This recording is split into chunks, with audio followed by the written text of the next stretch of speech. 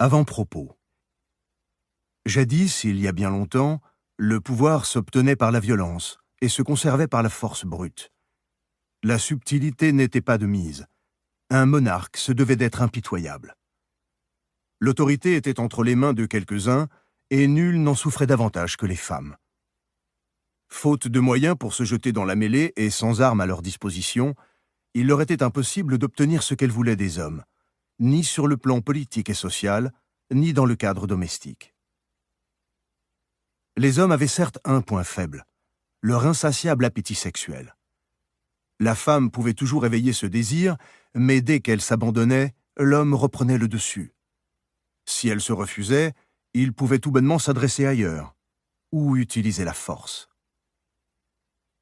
Que valait un pouvoir si provisoire et si fragile? Les femmes devaient pourtant s'en contenter. Mais pas toutes. Quelques-unes, poussées par une soif impérieuse de pouvoir, trouvèrent patiemment le moyen, à force d'astuce et de créativité, de renverser le jeu en leur faveur et de créer une autre forme de domination, plus durable et plus efficace.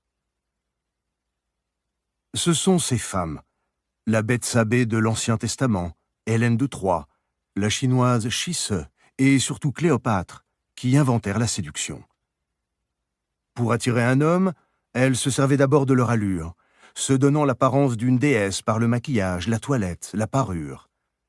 En ne dévoilant qu'un aperçu de leur nudité, elles excitaient l'imagination masculine, suscitant le désir non seulement d'une union charnelle, mais de quelque chose de plus grandiose, la possession d'un personnage mythique. Une fois capté l'intérêt de leurs victimes, ces femmes les entraînaient à l'écart du monde viril de la politique et de la guerre, dans un univers féminin de luxe, de spectacle et de plaisir. Parfois, elles les attiraient hors du droit chemin de la façon la plus littérale. Cléopâtre, par exemple, emmena Jules César en croisière sur le Nil. Ces hommes, captivés par les plaisirs raffinés qu'elle leur offrait, tombaient amoureux. Leur séductrice devenait alors froide et indifférente, ce qui égarait sa proie. À l'apogée du désir, les malheureux voyaient sa possession leur échapper.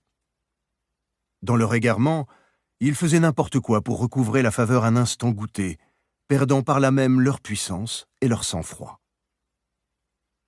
Ainsi, de grands personnages ayant pour eux la force physique et un immense pouvoir politique, des hommes tels que le roi David, le Troyen Paris, Jules César, Marc-Antoine, le roi Fujai, etc., devenaient-ils esclaves d'une femme?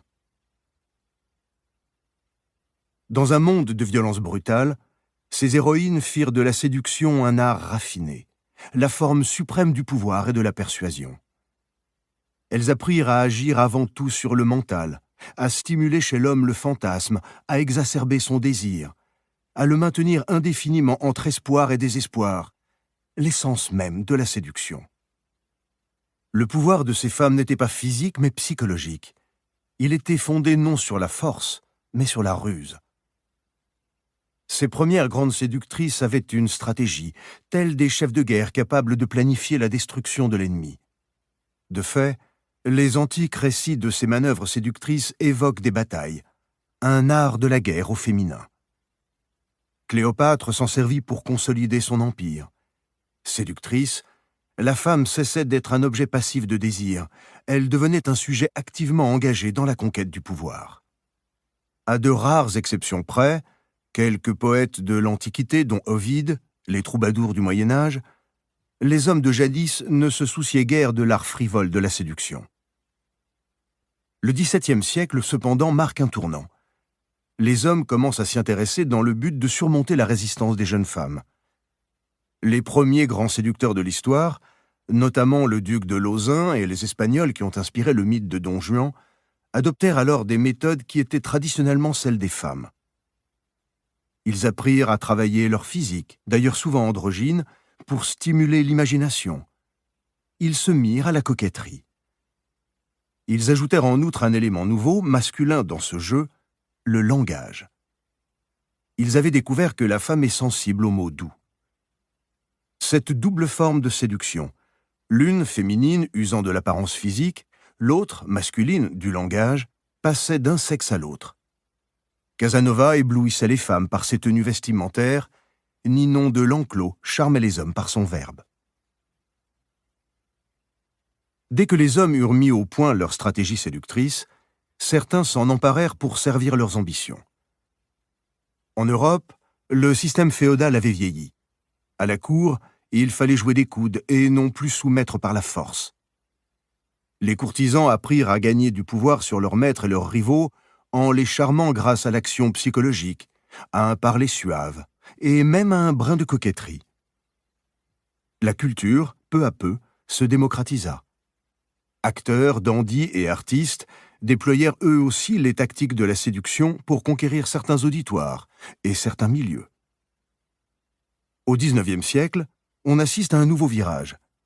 Des hommes politiques tels que Napoléon pratiquent consciemment la séduction à grande échelle. Ils exploitent les ressources de l'art oratoire, mais maîtrisent également des stratégies jadis féminines. Grands spectacles, mise en scène et culte de la personnalité. Tous ces éléments sont l'essence même du charisme, et cela n'a pas changé. En séduisant les masses, ces hommes acquirent ainsi un immense pouvoir sans coup férir. Nous avons à présent atteint le stade ultime de cette évolution. Aujourd'hui, plus que jamais, l'usage de la brutalité est à éviter. Dans toutes les sphères de la société, il s'agit de plus en plus de convaincre sans offenser ni contraindre. On observe partout telle ou telle forme de séduction, mêlant des méthodes masculines et féminines. La publicité, par exemple, est une technique subliminale de domination. Pour modifier l'opinion des gens, ce qui est à la base même de la séduction, il faut agir de façon subtile. De nos jours, sans séduction, nulle campagne politique ne saurait non plus réussir. Depuis Kennedy, les hommes politiques doivent faire preuve d'un minimum de charisme, polariser par leur présence l'attention de l'auditoire. C'est la moitié de la bataille. Enfin, le monde du cinéma et des médias en général crée une galaxie de stars. Le monde contemporain est saturé d'images séductrices.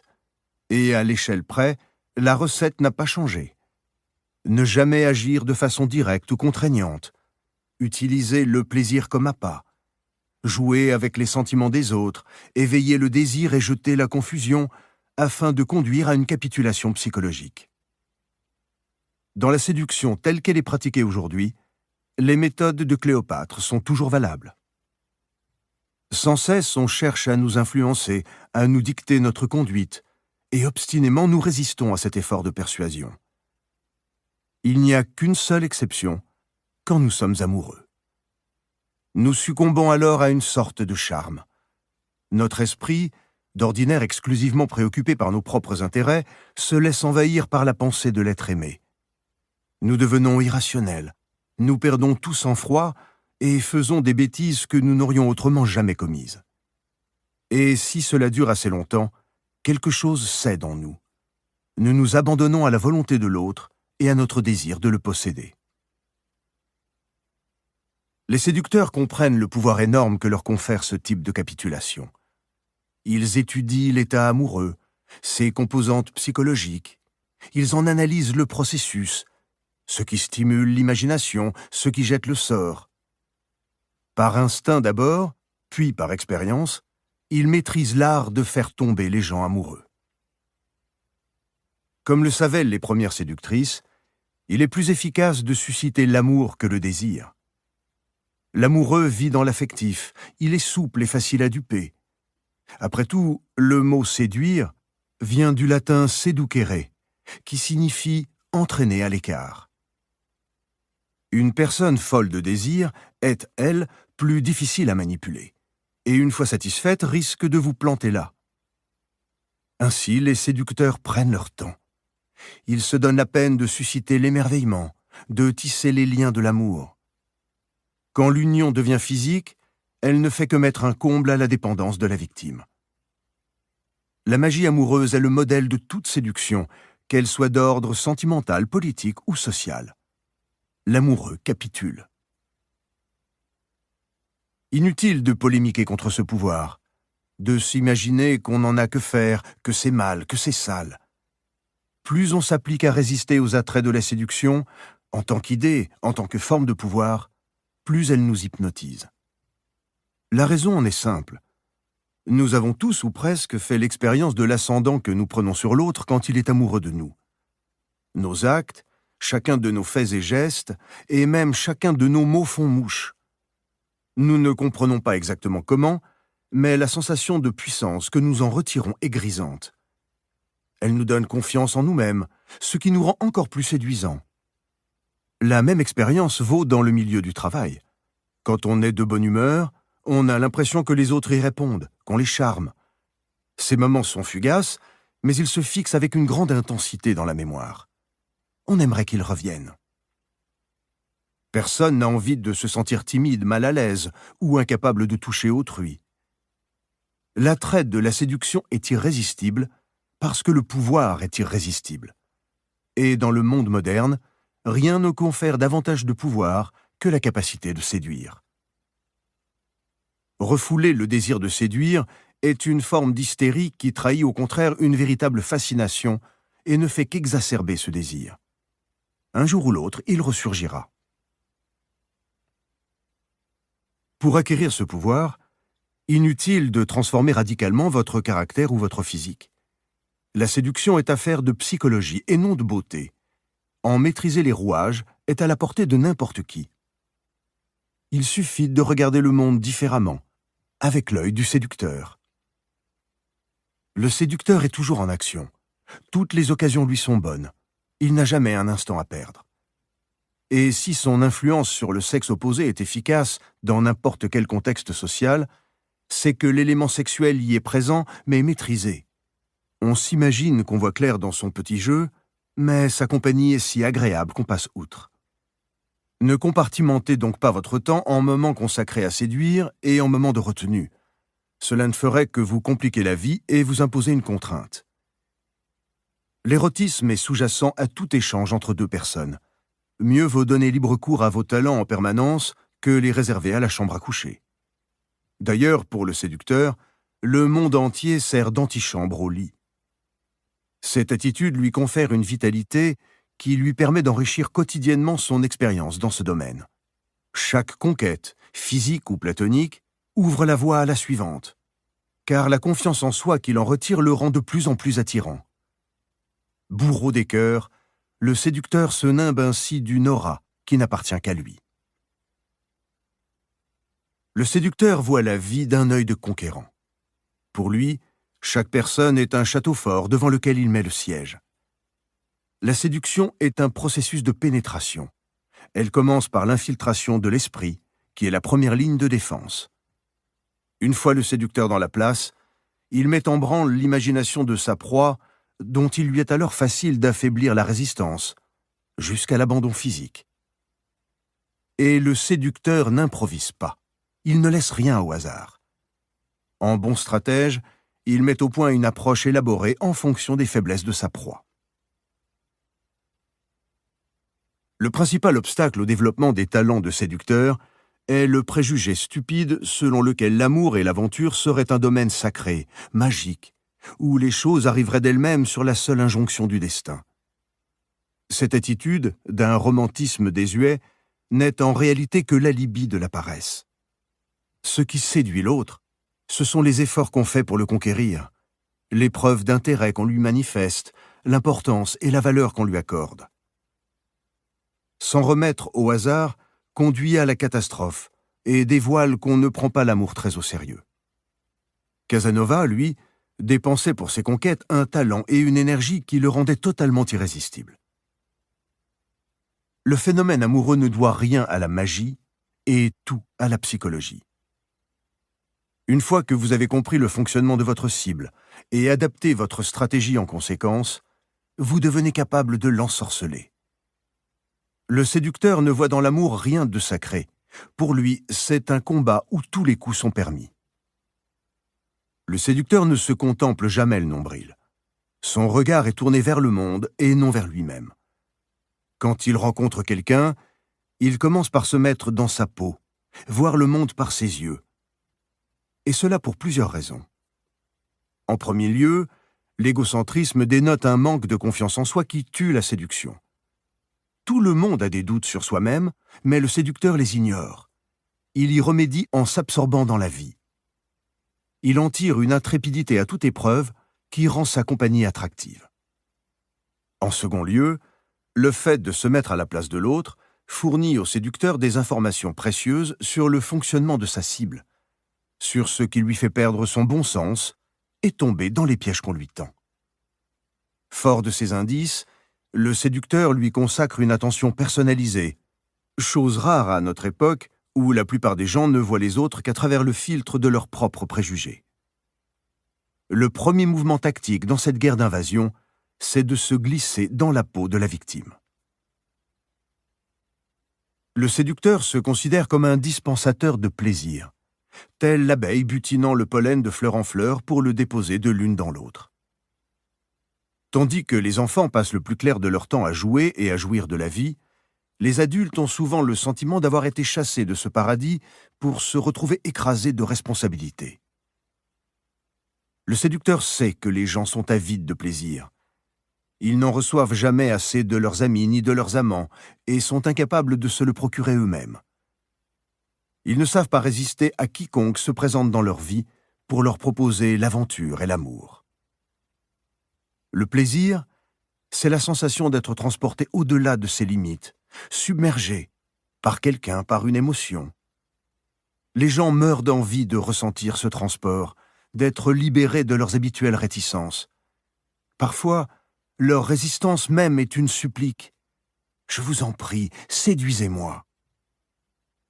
Le séducteur sait que la perspective du plaisir conduira sa victime à le suivre, et que l'expérience du plaisir l'amènera à se rendre, comme hypnotisé.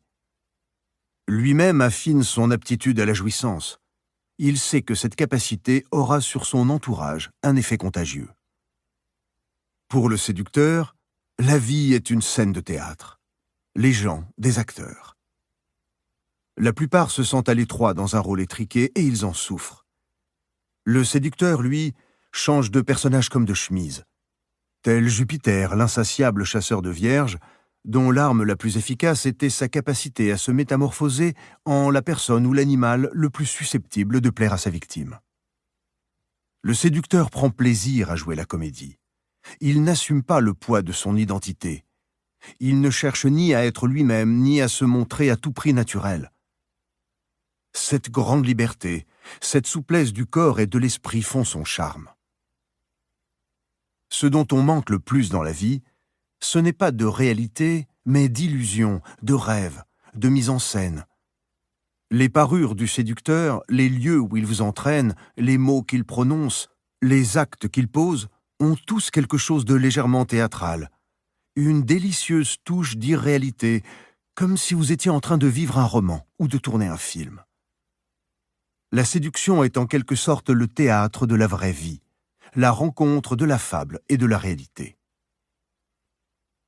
Enfin, le séducteur est totalement amoral. Tout lui est jeu. Comme il sait que les rigoristes coincés qui dénoncent son immoralité l'envient en secret, il se moque du qu'en dira-t-on. Le séducteur ne fait pas de morale, cela le rendrait moins séduisant.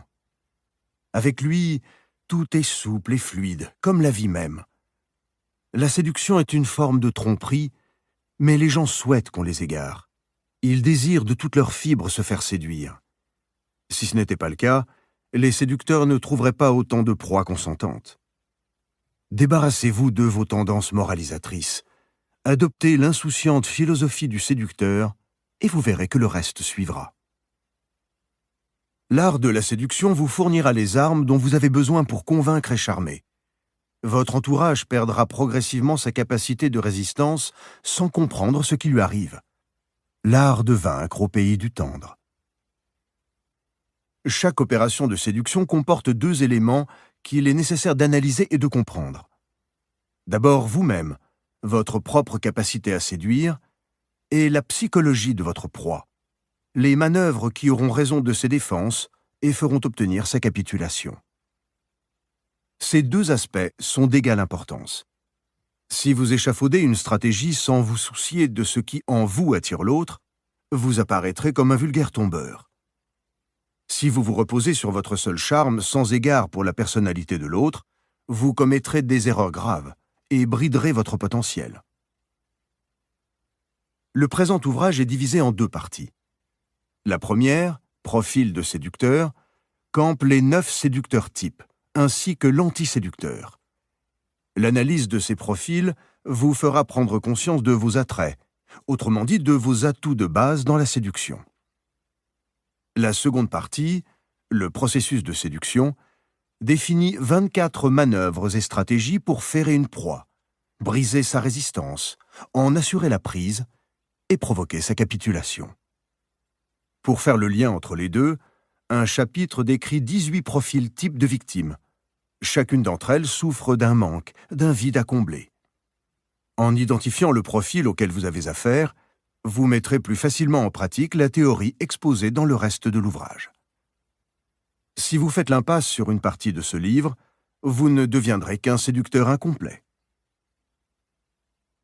Les idées et stratégies développées ici sont tirées de mémoires et chroniques concernant les séducteurs les plus brillants de l'histoire. L'auteur a puisé dans les autobiographies de Casanova, Errol Flynn, Nathalie Barney, Marilyn Monroe, dans les biographies de Cléopâtre, Joséphine Bonaparte, J.F. Kennedy et Duke Ellington, dans les manuels de séduction, au premier rang desquels L'art d'aimer d'Ovide, et dans des romans, Les liaisons dangereuses de Choderlos de Laclos, Le journal d'un séducteur de Soren Kierkegaard et Le dit du Genji de Murasaki Shikibu. Les héros de ces œuvres littéraires sont en général inspirés de personnages réels. Leur stratégie révèle le lien intime qui existe entre romanesque et séduction. C'est en créant l'illusion que l'on mène quelqu'un à son gré. En mettant en pratique les leçons de cet ouvrage, vous emboîterez le pas au grand maître de cet art. Abordez ce livre avec l'esprit qui fera de vous un séducteur chevronné. L'encyclopédiste Denis Diderot a écrit « J'abandonne mon esprit à tout son libertinage.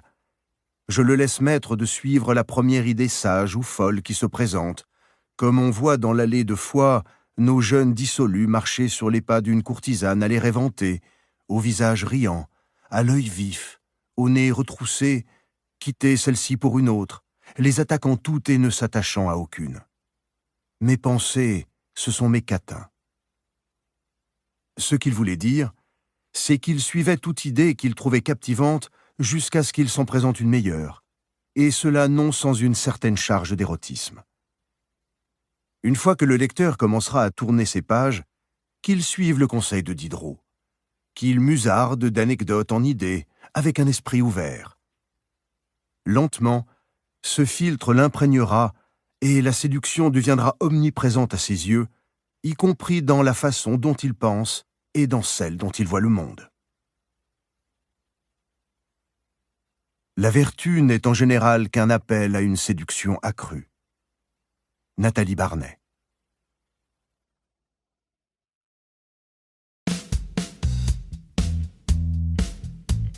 Première partie. Profil de séducteur.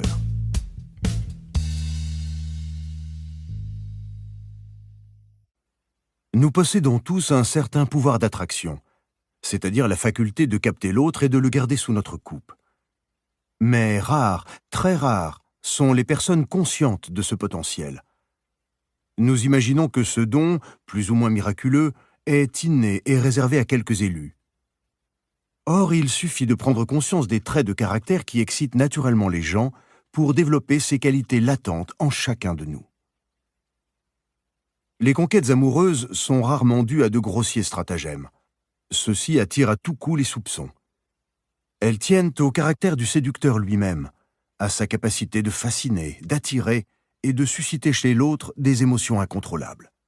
Hypnotisée, la proie ne s'aperçoit pas de la manipulation dont elle est l'objet. C'est alors un jeu d'enfant que de la faire sortir du droit chemin et de la conquérir, de la séduire. Il existe en tout et pour tout 9 profils de séducteurs. À chacun son trait de caractère particulier, profondément enraciné, qui est la clé de son charme. La sirène, qu'elle soit masculine ou féminine, possède une virilité ou une féminité exubérante et s'en sert à merveille. Le libertin nourrit pour le sexe opposé une passion contagieuse. L'amant idéal applique son sens artistique à l'aventure sentimentale. Le dandy aime à jouer avec sa propre image et arbore un look spectaculaire, souvent androgyne. L'éternel enfant est ouvert et spontané. La coquette est d'une froideur irrésistible et n'a besoin de personne. Le charmeur veut plaire et sait comment s'y prendre. Il est la coqueluche de toutes les soirées. La figure charismatique possède une inébranlable confiance en elle-même. La star, vaporeuse, s'enveloppe de mystère. Chacun des chapitres de la première partie décrit de l'intérieur ces 9 séducteurs types. L'un de ces chapitres, ou plusieurs, vous rappellera quelqu'un, vous-même. C'est de là qu'il faudra partir pour développer vos pouvoirs de séduction. Disons que vous avez des tendances à la coquetterie.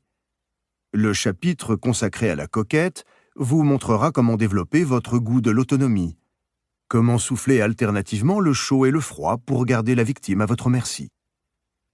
En développant ces qualités déjà naturelles, vous deviendrez une coquette de grande classe. Ne soyez donc pas avare de ce qui fait votre charme. On a toutes les indulgences pour le libertin le plus effronté, tandis qu'un trousseur de jupons gauche et rougissant n'a droit qu'au mépris. Une fois que vous aurez cultivé votre atout principal, complétez avec art ce que la nature vous a donné. Ajoutez-y un 2e trait, un 3e. Conférez de la profondeur et du mystère à votre personnage. Enfin, dans le 10e chapitre de cette partie, intitulé « L'anti-séducteur », vous toucherez du doigt l'opposé, le pouvoir de répulsion. Si elles sont en vous, il vous faudra coûte que coûte éradiquer ces tendances. Ces profils sont des sortes d'ombres chinoises, de simples silhouettes. C'est en franchissant les contours d'une de ces silhouettes, en habitant sa forme, que vous vous bâtirez une personnalité de séducteur ou de séductrice, et celle-ci vous donnera accès à un pouvoir illimité. La sirène. L'homme est souvent secrètement angoissé par le rôle viril qui lui incombe. Se montrer en toutes circonstances responsable, rationnel, maître de lui. Parce qu'elle propose une totale libération de ses contraintes, la sirène hante l'imaginaire masculin. Sa présence fortement érotique le transporte dans un monde de plaisir pur. La conquérir n'est pas sans danger. En s'y livrant à corps perdu, l'homme perd le contrôle de lui-même et il ne demande pas mieux. Par l'allure voluptueuse qu'elle se donne, la sirène le fascine tel un mirage tentateur. Alors que tant de femmes trop timides hésitent à projeter pareille image, apprenez à conquérir la libido masculine en vous faisant l'incarnation de ses fantasmes. La sirène spectaculaire. En 48 avant Jésus-Christ, le pharaon Ptolémée XIV parvint à déposer et à exiler sa sœur, la reine Cléopâtre, qui était également sa femme. Il ferma les frontières pour l'empêcher de rentrer en Égypte et resta seul sur le trône. La même année, Jules César débarqua à Alexandrie pour s'assurer que, en dépit de cette lutte intestine pour le pouvoir, l'Égypte resterait l'allié de Rome. Un soir que César conférait avec ses généraux dans son palais égyptien, un garde vint lui annoncer qu'un négociant grec était à la porte. Celui-ci était, paraît-il, chargé d'un volumineux et précieux présent destiné au maître de l'Empire romain. César, en humeur de s'amuser un peu, fit entrer le marchand. L'homme arriva portant sur l'épaule un grand tapis roulé. Il en coupa la ficelle et d'un coup de poignet déroula le tapis. La jeune Cléopâtre en surgit devant César et ses invités, à demi nue, telle Vénus sortant des flots. Chacun fut stupéfait par la beauté de la jeune souveraine, elle était alors âgée d'à peine 21 ans, apparue devant eux comme dans un rêve. Quelle audace! Quel sens dramatique! Elle était entrée dans le port nuitamment, sous la protection d'un seul homme, risquant tout sur ce coup d'éclat.